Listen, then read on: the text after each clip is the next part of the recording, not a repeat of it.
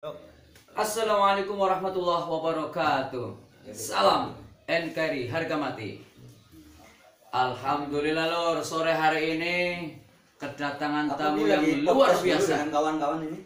Simbahnya politik Purbalingga Iya. yang terkenal Lagi di dengan video sebutan podcast. Polkam Iya.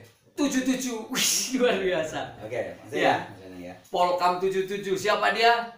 Kita kenalan dulu lor. Assalamualaikum. Waalaikumsalam. Alhamdulillah, gimana kabarnya Mbah? Alhamdulillah. Sifat walafiat. Alhamdulillah. Iya nih, saya termasuk generasi berarti 80-an. Waktu masih kecil itu sudah mendengar nama besar Bapak dan sampai hari ini masih mempunyai label namanya Polkam 77 atau Politik Kampung 77. Kenalkan dulu, Mbah, siapa namanya, kenapa disebut sebagai Polkam 77 ini? Ya.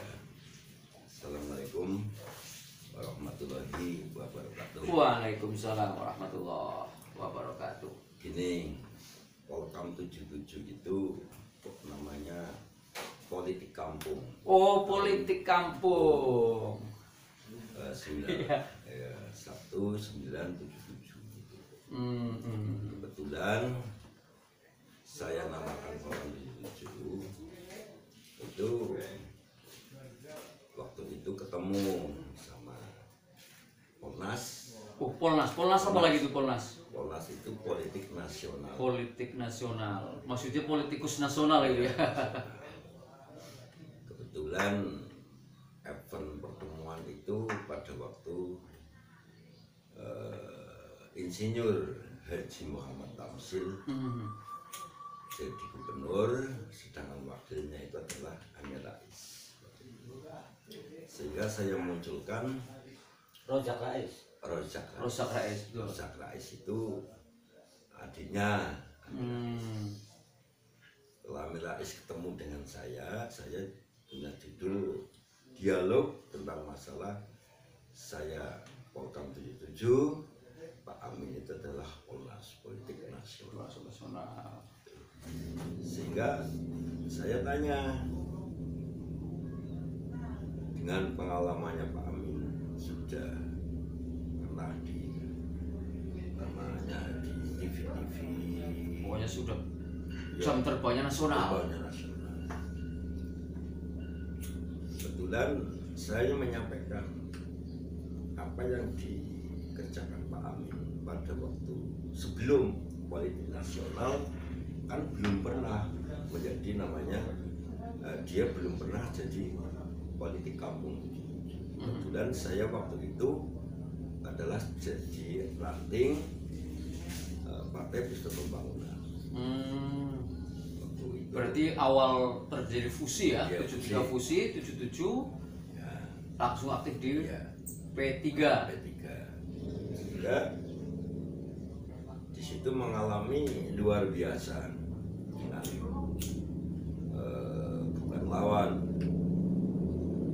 Pada waktu tahun 77 itu kan ada 3 partai, Ya, ya. yaitu Partai Golkar, Partai Persatuan Pembangunan, dan Partai Perjuangan apa ya, PDI ya? PDI, Partai Demokrasi Indonesia. Waktu itu Golkar tidak mau dinamakan partai politik, tidak mau, gitu loh. Terus kalau berbicara masalah P3 itu memang dia nyangkanya kepada kita itu adalah orang apain main politik itu kotor waktu itu. Jadi yang bicara itu adalah Golkar pada waktu itu. Ya, kebetulan karena saya ranting dan menjawab menjadi PAC 1 bulan, ada beberapa pengalaman gitu loh. Dengan Polnas saya sampaikan Pak Amin, waktu itu ketemu saya tanya, Pak Amin itu punya adik namanya Rujak, menyalurkan diri sebagai wakil gubernur. kalau teori yang dikerjakan oleh saya itu adalah metode cara suksesnya calon wakil gubernur atau gubernur itu caranya begini. Oh, dengan menawarkan strategi ya. Strategi. Ya.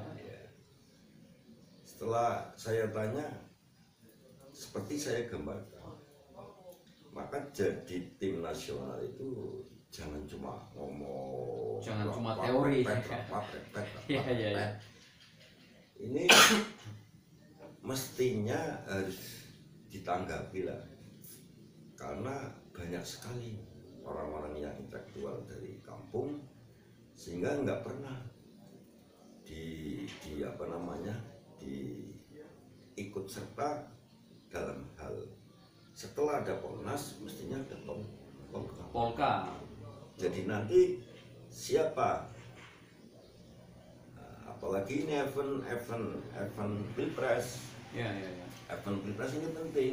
Tidak mungkin selesai oleh Polnas. Karena yang punya masa Polka. Adalah Polka. Oh iya. Kan gitu. Iya. Sehingga ada, kalau saya dengar calon presidennya itu adalah Anies Baswedan. Ada lagi Pak Prabowo. Ada lagi Pak Ganjar. Sudah mulai muncul tiga. Ini kalau saya pahami, dia itu punya omongan. Jadi kalau bahasanya wa ikrorun bilisan, tapi belum walamalul bil arkan. Baru baru lisannya saja. Belum pengamalannya belum. Oke Lur, saya penggal sebentar ini sudah memasuki soal capres cawapres. Saya juga hadir juga, ini politikus, bahkan teman-teman menganggap ini profesornya politik Purbalingga juga, Bang Andi Rofik ini. Selamat sore Bang Andi Rofik. Selamat sore. Insyaallah. Gimana kabarnya Bang Andi? Alhamdulillah. Langsung nyambung aja Bang Andi. Ini sudah masuk ke soal capres cawapres. Tadi disinggung soal pentingnya ada tokoh nasionalnya mana Polnas, harus melibatkan namanya Polkam, politik kampung. Nah ini gimana ini Mas Andi? Menurut Pak Hadir ini bagus banget ya. Artinya ada politik kampung, politik di mana dia kalau disebutkan Pak Hadirin itu adalah hanya bilisan. Amal bil arkanya belum ada. Dan kenyataannya memang politik nasional rata-rata seperti itu. Cuma di tataran lisan. Dia hanya memotret dari jarak jauh, situasi bawah itu nggak paham. Maka dengan argumentasi Pak Hadir ini kita cocok ya. Kalau kami dari politikus yang teman-teman saya ini dari basic Partai Gelora, memang strategi yang dibangun Pak Hadir ini cocok dengan kita. Artinya begini, kita ini menerapkan politikus para duafa. Jadi caleg kita ini duafa semuanya. Jadi orang duafa biasanya lebih paham situasi bawah daripada orang yang kaya di atas. Nah, orang yang kaya di atas itu nggak tahu bawahnya kayak apa, susah payah butirnya gitu loh. Biasanya kondisi itu real di lapangan. Sehingga dengan bahasa Pak Hadirin itu saya lebih sepakat ketika politisi ini dibangun dari bawah. Nah, diangkat dari bawah naik ke atas. Kita tarik dari bawah dulu sampai ke atas, bukan dari atas ke bawah. Kalau dari atas ke bawah biasanya dia menyentuh akar rumput, Pak Edi. Bang Edi bisa membaca ya konstelasi politik dari Jakarta ke bawah itu biasanya nggak bisa menyentuh akar persoalan. Akar persoalan di bawah itu seperti apa kondisinya? Sehingga memungkinkan dia mengambil keputusan-keputusan undang-undang yang diambil di gedung Senayan itu kadang-kadang tidak memberikan representasi dari bawah ke atas. Ini jadi masalah. Oleh karena itu kita mungkin sepakat ya sebagai orang-orang politik yang masih di kampung-kampung ini, di kampung-kampung ini, di dataran rendah ini, kita bisa membaca konstelasi politik yang di bawah itu sebetulnya sangat membutuhkan orang daerah bisa naik ke Jakarta. Atau orang daerah bisa naik ke provinsi, bukan dari Jakarta diturunkan ke daerah untuk mengambil suara dari daerah Untuk kepentingan orang untuk pusat, kepentingan orang pusat orang saja. pusat, Nah, ini iya. jadi masalah. Sehingga dia ketika kita tarik ke bawah, datang itu seperti majikan dia, dihormati, disapa bahwa ini adalah orang-orang hebat dari Jakarta. Nyatanya keputusan-keputusan yang dia ambil rata-rata tidak memberikan, bahasa saya tidak apa namanya ini, representasi dari bawah nggak kelihatan gitu loh. Nah ini yang jadi pokok persoalan kita. Sehingga saya sangat sepakat sekali dengan bahasa Pak Hadirin, dengan kawan-kawan yang saat sekarang ada di era, Mas Hedi yang ada di PKB gitu ya, Pak Hadirin ada di P3, saya ada di Gelora. Memang hari ini kita menghadapi satu konstelasi politik kapitalis memang. Ya, Mau ya. tidak mau seorang caleg itu didorong untuk memiliki logistik yang kuat. Ya. Karena tidak punya logistik, orang akan mengatakan nggak mungkin jadi. Itu kan jadi persoalan gitu Ya. loh. Nah, oleh karena itu Gelora mencoba mengambil para politisi duafa ini, saya angkat dengan berbagai macam kesulitan. Tidak ada logistik, mereka kita dorong, kita push dengan ikon-ikon mereka. Saya berikan contoh Pak Adi. Saya punya caleg di salah satu dapil saya, itu seorang pedagang sate, dan insya Allah hari ini untuk mengkantongi suara 4.000 sudah ada di tangan. Tanpa logistik Pak Edi, tanpa logistik. Jadi kalau dia telepon ke saya, Pak Andi ini gimana nih? Saya nggak ada uang, nggak ada. Paling kita ada uang 100, 200, 300 kita kirim aja ke beliau untuk sangu medang kopi dan beli rokok ala kadarnya. Jadi rokok-rokoknya rokok murahan aja Pak Edi. Jadi ya itulah menunjukkan bahwa politik kita ini dengan kesederhanaan ini insya Allah bisa ditangkap oleh masyarakat. Nah tinggal posisi yang ada di level paling atas yang tadi disebutkan oleh Pak Hadirin adalah Polnas, politik tingkat nasionalnya, orang-orang yang ada di nasional itu bisa membaca di tingkat daerah, di tingkat kampung, tingkat RT, tingkat pelosok, dan tadi kita udah turun ke mana, desa apa? Mergasana. Saya kalau melihat Mergasana satu contoh aja, desa itu kalau ada kebakaran itu habis satu kampung, karena tidak ada akses jalan untuk memadamkan situasi. Memadamkan kebakaran itu akses jalannya nggak bisa, nggak mungkin gitu. Jadi begitu kebakaran contohnya, ini kan harus hadir oleh politisi nasionalnya. Ini tata kelola kampungnya udah keliru kalau menurut saya. Jadi begitu ada kebakaran satu rumah, dia telepon ke kabupaten atau ke kecamatan untuk dipadamkan, masuk ke kampungnya sudah nggak mungkin. Nah, kita sudah memotret itu. Lah, apakah para politisi yang sekarang duduk di DPR RI itu membaca itu? Ya. Apakah tidak? Yang jelas kalau saya membaca, memang tidak terbersih sampai ke sana. Begitu saya turun, saya sudah bisa membaca. Ini kalau ada masalah, pasti masalah ini tidak bisa diselesaikan dengan cepat. Karena tidak mungkin infrastrukturnya tidak bisa mengakses gitu. Jadi begitu gambarannya Pak Edi. Oke, kembali ke Mbah Hadirin ini sebagai Polkam 77. Melihat fenomena ini, berarti benar yang disampaikan oleh Panjenengan bahwa harus ada relasi maupun sinergitas antara Polnas dan Polkam. Nah, terutama soal tadi contoh bahwa ada sesuatu yang mungkin tidak bisa dipahami oleh para Polnas ini. Nah, menurut Mbah Hadirin sebagai Polkam 77 melihat fenomena ini, lebih-lebih betul-betul sudah memasuki tahun politik, apa yang seharusnya dilakukan antara Polkam dan Polnas ini? Ya menurut saya dari Polkam 77 itu gini, jadi apa yang sudah atau sedang dilakukan oleh Polnas, Ya. saya please, saya welcome. Tapi menurut saya itu coba di Purbolinggo ini ada beberapa teman-teman saya diajak untuk bersama-sama bagaimana ini. Oh, dilibatkan secara Dilibatkan. langsung ya untuk Karena merumuskan. Karena apa?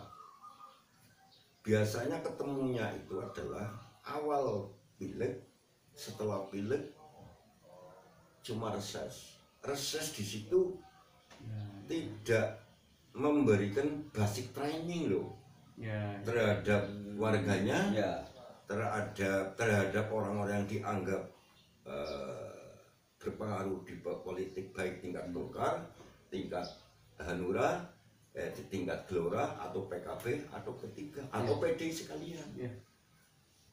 Jadi cuma Formalistik ini ya? loh ada aspirasi, ini loh ada aspirasi, ini loh ada dana, maka tidak bisa memberikan basic training tentang ayo berargumentasi atau bermusyawarah atau demi suksesnya Purbalingga, Jawa Tengah khususnya ada umumnya adalah di Indonesia. Masalahnya ini banyak banget orang-orang yang semestinya dilibatkan tentang berpikir arah Purbalingga. Saya tidak bermain untuk P3-nya. Ya.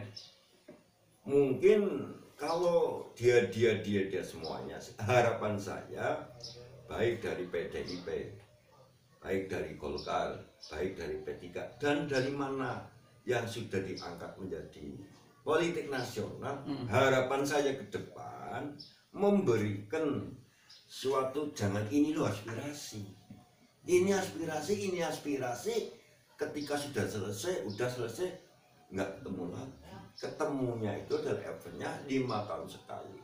Maka kita ingin bertemu biar menjalin loh ke arah silaturahmian yang azimah menurut saya. Karena silaturahminya itu kan ketika mau cuma menjelang nyalon pemilu atau nyalon, ya ketika sudah nggak nyalon tetap itu namanya ajaran Rasul itu silaturahmi yang baik itu adalah yang azimah ya langgeng. Nah, karena apa? Kita segera untuk bertemu sama Polkam politik kampung dengan nasional. Di sini ini banyak banget di kampung-kampung. Maaf, saya sak Purbalingga hafal semua. Ada beberapa desa, ada beberapa masyarakat, banyak sekali di situ. Saya udah milih PDI, saya udah milih PKB, saya dulu milih P3, pernah jadi saksi P3 dan pernah jadi PDI. Lah, ini kebetulan saya berbicara politik kampung, ini mau di rumah tidak kalau begini. Kalau cuma kampal kumpul capres PDI, capres Gerindra, capres dari Nasdem, PKS atau yang lain itu si Demokrat. Jadi monggo, saya welcome. Di sini pertemuannya itu pertemuan bukan berbicara masalah menjelekan PDI, menjelekan Golkar, menjelekan Gerindra, menjelekan yang lain. Ini demi suksesnya loh, karena di situ ada kelompok-kelompok sendiri. Artinya mungkin yang saya sampaikan ini secara umum. Mungkin di situ menurut bidangnya masing-masing. Golkar itu adalah bagaimana, P3 itu bagaimana kepada bawah, Gerindra dan lain-lain bagaimana. PKB pun begitu. Jadi ini namanya menurut saya tidak harus ujuk-ujuk. Orang sukses kalau ujuk-ujuk gemamakan. ada proses yang Ada dilalui. proses, yaitu adalah namanya menjalin silaturahmi. Paling tidak ini loh untuk menuju sukses 3 tahun, 2 tahun itu 1 tahun. Kadang-kadang mau kurang beberapa bulan capres, masa kok loh ini kan berapa bulan lagi capres. Kebetulan kita yang di kampung udah kesana kemari, bagaimana.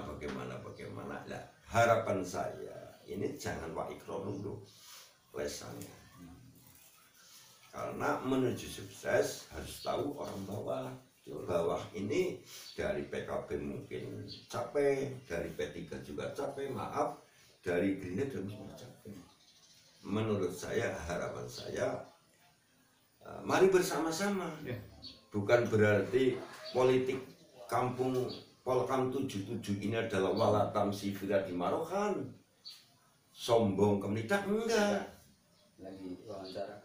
gitu loh. Tapi menuju kebersamaan. Ya kebersamaan. Ya. Dan mungkin harapan saya untuk Polnas jangan walatus songir kota kalinas dong. Ya. Jangan memalingkan muka sesama orang-orang yang dulu berjuang. Wah, harapan saya itu begitu loh. Jadi Semakin menarik di pesan ini. ya, makanya pernah saya di Polkam 77, kebetulan saya orang P3. Saya pernah punya sejarah zaman Golkar. Sampai kepada P3 itu adalah azasnya Islam. Ya. Nah, sudah itu dari NU Parmusi PSI adalah Partai Persatuan Pembangunan. Maka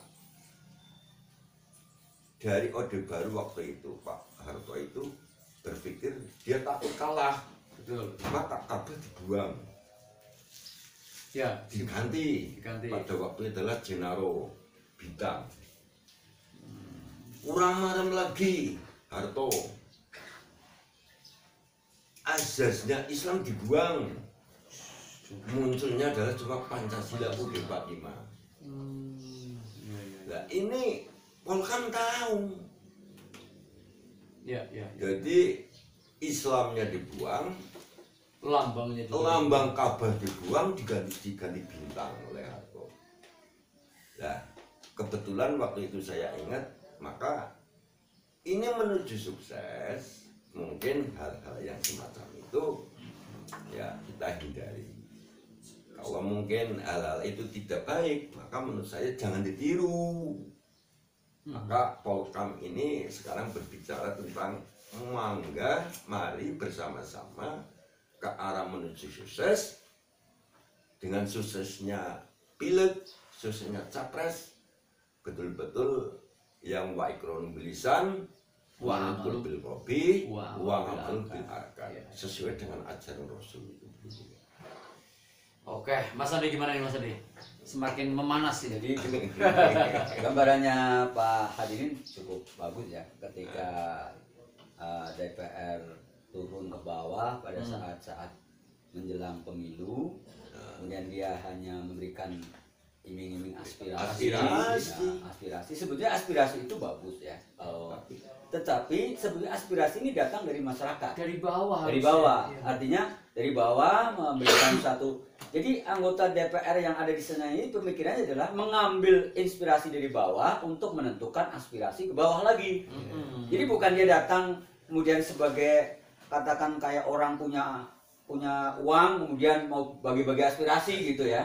Kemudian untuk mendapatkan kembali lagi dia duduk lagi di kursi DPR. Mestinya adalah anggota DPR RI adalah mengambil pemikiran dari bawah, situasi dari bawah yang diambil ke atas pada sidang-sidang di gedung Senayan itu. Sehingga saya berikan contoh aja Pak Edi ini, misalkan ada aspirasi bantuan sapi gitu loh.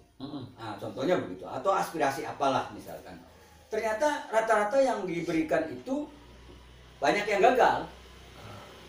Artinya banyak yang gagal karena mereka tidak mengambil dari bawah. Sebetulnya ini masyarakat butuhnya apa gitu loh. Butuhnya apa sebetulnya? Nah, dia datang bawa aspirasinya ke bawah. Ada misalkan dari komisi apa begitu dia sampaikan ke bawah. Sekarang ada aspirasi misalkan kasih listrik, kasih apa lagi gitu. Itu sebenarnya bukan dari bawah. Aspirasi dari atas dia. Dari atas turun ke bawah. Sehingga sebetulnya tidak begitu kelompok-kelompok ini yang dibikin secara instan ya. Dadakan itu kemudian dikasihkan aspirasi, ya tidak akan jalan dengan seperti itu. Nah makanya kalau Pak Adil menyampaikan bahwa dia turun ke bawah, melihat ke bawah, mengambil pemikiran dari bawah, kondisi bawah itu seperti apa, yang dibawa ke Jakarta, yang didiskusikan, disaringkan di gedung parlemen. Ini yang paling penting. Juga ada tambahan, tidak hanya aspirasi, memberikan berpolitik yang cantik, yang mengilmi atau jangan mengajal. Yang tadi melibatkan masyarakat bawah tadi. Ya. Artinya pendidikan politik itu penting, jadi bukan membodohi masyarakat. Maksud saya begitu. Nah, misalkan ini datang dari partai A, datang dia hanya menyampaikan bahwa ini loh partai saya memberikan begini-begini, berarti kan partai saya empati terhadap masyarakat. Nah, situasi inilah yang menurut pandangan kita kurang bagus. Artinya tidak ada pendidikan terhadap masyarakat. Sehingga selamanya ya nanti akan muncul begini Pak Edi, orang yang punya uang datang ke daerah bawa duit, kemudian masyarakat diiming-imingi duit, kemudian dia pilih jadi lagi, kemudian besok datang lagi, datangnya menjelang pemilu lagi gitu loh. Artinya posisi kita di bawah seolah objek terus ya. Nah betul. Seolah-olah bahwa ini haknya orang yang berduit. Orang-orang bawah yang hari ini punya pemikiran untuk membangun, seolah diabaikan karena tidak punya duit, tidak punya modal. Oke, gambaran menurut saya itu masalah uang, masalah dana itu adalah mestinya menurut saya bukan nomor satu. Ya. Karena apa? Kenal mengenal silaturahmi baru bicara tentang Dana. Ini kalau saya pahami arah silaturahminya tidak, tapi uangnya dulu. Itu menurut saya ini kan belum pas. Maka Polkam 77 ini adalah cobalah untuk bersama-sama, bukan untuk mengajak ayo dialog sejauh mana gitu loh. Artinya di garis bawah ya Pak Edi, artinya di bawah garis. Kalau ada orang baik di daerah, ada orang pinter di daerah, itu tidak akan mungkin kalau hari ini politiknya adalah politik uang. Artinya tidak mungkin kan? Iya. Ketika ada orang bawah itu punya pemikiran bagus. Ya silaturahmi kebetulan politik kampung. Iya.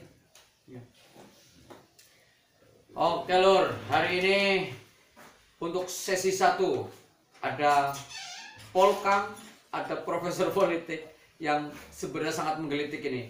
Ini menunggu tanggapan para Polnas luar biasa. Oke Lur, sampai di sini kita sambung lagi. Assalamualaikum warahmatullahi wabarakatuh. Waalaikumsalam.